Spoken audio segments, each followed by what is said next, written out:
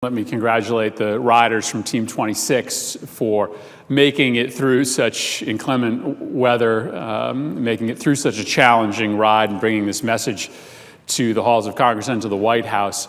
It strikes me that there's similarities between this ride and the challenge ahead of us. Every tough ride is a long stretch of both peaks and valleys, and your challenge is knowing that there's another hill coming before you, to not give up, to know that at the end of that long ride there's reward. And when we talk about the scope of our fight to change the laws of this country, to try to put a dent in this epidemic of gun violence, you have to view our journey the same way. There are going to be peaks and there are going to be valleys. There are going to be moments of triumph where we change the laws for the better, where we see progress, as we have in Connecticut, where a new state law has resulted in a 40% diminution in the number of gun homicides. And then there are the valleys, moments like we had here in early 2013, where despite 90% of Americans supporting the idea that you should just prove that you're not a criminal before you buy a gun, we weren't able to pass that law because of a filibuster here. Every great change movement is defined by failures, but also by peaks and valleys, as was their ride. I joined Senator Blumenthal in thanking them for focusing in on this particular issue of guns on campuses. You know, it's up to every individual as to whether they want to choose to buy a firearm or not, but they should make that decision imbued by the facts. And the facts are pretty clear that if you have a firearm in your home, it is much more likely to be used to kill you or to kill a family member than it is to kill an intruder, to kill someone that's trying to do harm to you. Nancy Lanza had guns in the home for a variety of reasons, but one of the reasons was apparently that as a single parent, she wanted firearms for protection. Of course, her guns were used to kill her and then 20 small first graders and their teachers.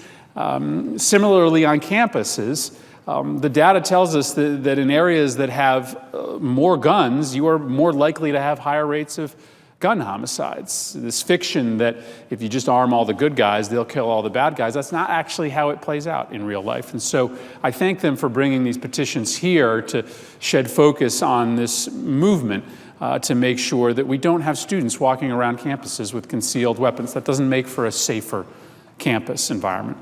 And then lastly, Mr. President, because I know others want to speak, I just want to tell you about two things that struck me from our meeting at the White House at the end of the day yesterday.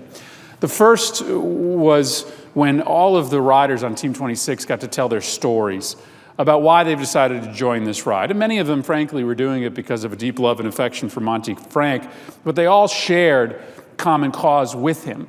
Around that table were individuals who had suffered gun violence in their immediate family. One woman whose son committed suicide just shortly after the murders in Sandy Hook. Another husband and wife who had lost a close friend in a mass shooting.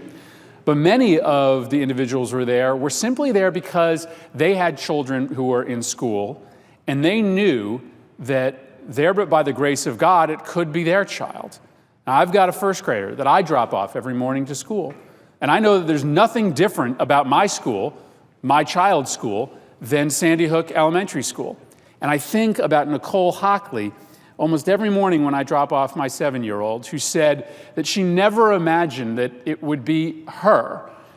And she doesn't know why more parents don't step up and try to do something about this before it's their child.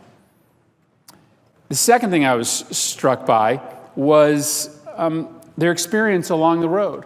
They noted that over 4 years, they haven't run into almost anybody who disagreed with their mission, who gave them a hard time about their advocacy.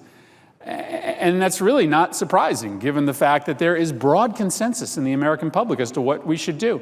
There really is no disagreement in any of our states, regardless of geography, regardless of race or political ideology, of whether or not we should make sure that criminals don't buy guns, make sure that people who have serious mental illness can't get their hands on firearms. This appears to be controversial and politically toxic, the way that we talk about it. But the way that it's talked about on the main streets that Team 26 rode down, it's not controversial at all. It's a settled issue. Criminals shouldn't buy guns, and there's no justification in most Americans' minds for a federal law that today, on average, allows for 4 of 6 guns to be sold without a criminal background check. They want the law changed. And we shouldn't pretend that this issue is politically controversial. It might be amidst lobbying circles in Washington, but it's not in the communities that Team 26 rode through, and they can tell you that because they were cheered everywhere they went. This is no small feat to organize this ride. It makes a difference in the communities in which they do events, the communities through which they ride, and it will ultimately make a difference here. Every great movement for change is a long journey, made worthwhile at the end, when after you have rode up lots of hills and down into valleys, you end up at the finish line. I thank Team 26 for their work.